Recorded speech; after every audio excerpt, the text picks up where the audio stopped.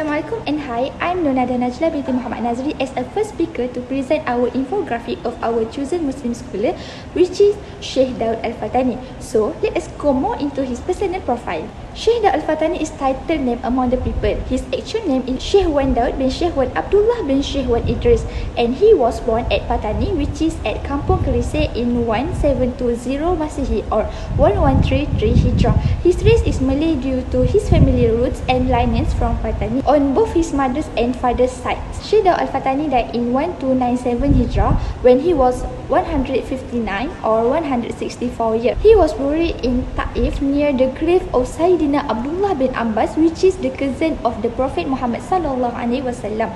Later, his body was moved to the Mecca. Syekh Daud Alfatani is known as wara, a humble and sincere individual. Syekh as well relies on Allah subhanahu wa ta'ala in all things since he feels helpless and frequently confesses many sins and also admits his weaknesses. Now we move to Syekh Daud Alfatani education. Firstly, he memorized the Al-Quran and learned the other branches of knowledge such as Arabic, Usuluddin, Tafsir, Hadith, Fiqh, Ma'ani Bayan, Arun when he migrated to Mecca at 6 years old, and when he was 12 years old, he was called SYEIKH by Mecca scholars due to his extraordinary success in science. Secondly, he also pursued knowledge with many famous scholars including Sheikh Muhammad bin Sulaiman Hasbuah and many more. He also studied in medical science while migrating to Jerusalem with Sheikh Abdul Rahim Al-Karbun for 2 years. Next, Syekh Daud Alfatani studied religion at Al-Azhar University, Cairo, Egypt for several years, being the first Malay child to become a student at the prestigious University Al-Azhar. He was also highly knowledgeable in the field of Arabic literature at a young age and was nicknamed Al-Adib. Okay, now we move to the expertise of Syekh Daud Alfatani. Syekh Daud Alfatani has many expertise in his field of life, but I will give you 3 expertise of Syekh Daud Alfatani. Syekh Daud Alfatani is the world's most Malay scholar produced works in Malay in the field of Islam study. Secondly, Syekh Daud also prominence in the field of fiqh writing is recognized by all level of scholar in the Malay world, even by Arab scholar as well.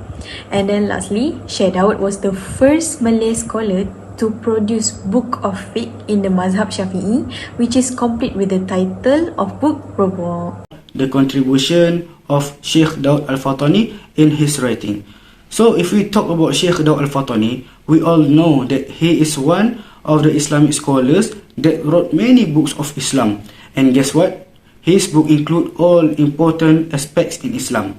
For example, in books of fiqh, there are many of his books that get attention and special place in the heart of people who study about Islam. These popular books are based on Madhab Syafi'i. The first one is Ghayah at-Taqrib fi al-Irth wa at-Ta'sib, and the second and the third one is the most used by students, whether from the traditional school known as Pondok that is called Turath, or from the university student of Islamic learning. The name was Munyatul Musalli and Al-Bahjah Al-Mardiyah. Next, in Aqidah, he wrote the book that focused on Aqidah Ahli Sunnah wal Jama'ah. The first one is Ad-Dur Thamin fi Aqaid al-Mu'minin, and the second one is Iqdah al-Jawahir. After that, he's writing in Tasawuf. Yes, of course, Tasawuf is the most important knowledge that is needed by all Muslims in all over the world to handle their spirituality. Whenever the most popular name is Minhajul Abidin ila Jannah Rabbil Alamin. In history, he wrote about the history of Fatani itself, named Tarikh Al-Fatani, and the second one is related to the Prophet Muhammad sallallahu alaihi wasallam. This book name was Sharh Mauli Sharful Anam. And others of his writing that are famous among the Islamic scholars like Kashful Ghumma, and Mudhakara al-Ikhwan. All that I said from the earlier until the last are well known in Muslim society, especially their ulama, and to the person that learn about details about Islam.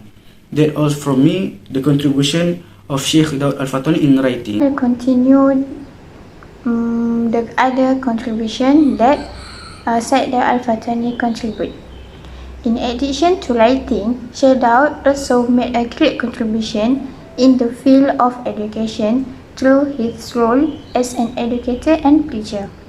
During his lifetime, he was honored to be one of the teachers who was authorized to teach at Masjidil Haram Mecca. He also teach in other places if necessary.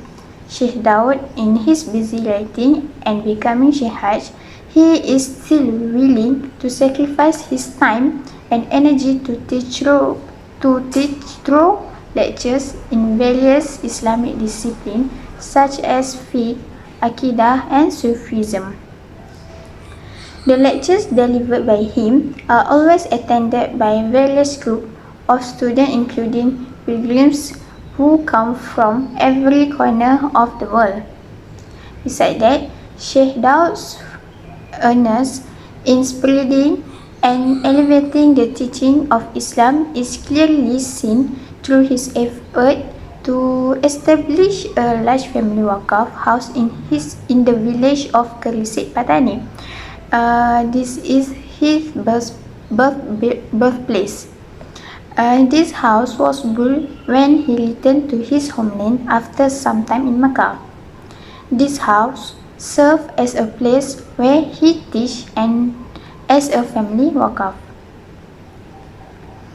Moreover, most of Sheikh Daud's students succeed in becoming great scholars and prominent figures who later made an equally great contribution in spreading and elevating Islamic Sharia wherever they were. Contribution is in the field of administration. His knowledge has used to advise the Kelantan government of Sultan Muhammad I, that is by one of his students named Sheikh Abdul Halim from Kelantan. Contribution, which is so large from the transfer of knowledge to practice in the administrative sector, is not small and simple things. Alhamdulillah, this donation has involved more people or the entire population, especially those who are Muslim in the state of Kelantan, and Patani has enjoyed the favor of a system of government based on Islam. To this day, Sheikh Daud's contribution in this field includes Sambas Kalimantan Indonesia, indicating that he is a leader with high influence. When it succeeds in transforming the administrative system, at least on one level, certain states, he can be labeled as a charismatic transformational leader. The highest transformational leadership brings influence and change.